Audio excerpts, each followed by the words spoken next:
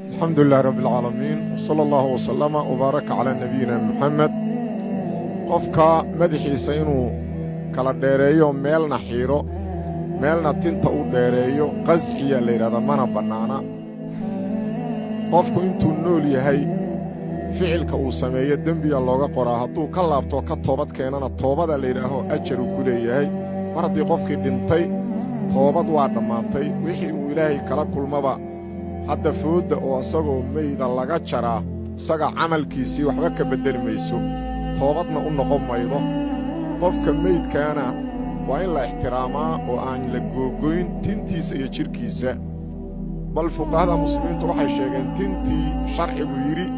qofku markuu noolaa waa in la jaro sida kilkilaha in la rifo oo kaleeto iyo waxa la midkaa marka uu dhinto in la jaraa waa karaahiyo saas daraaddeeda marka qofkii uu dhinto asagu foodle la jari maayo sidiisa loo mayrayaa la karfanayaa ilaahay baa loo baryayaa inuu u dembi dhaafo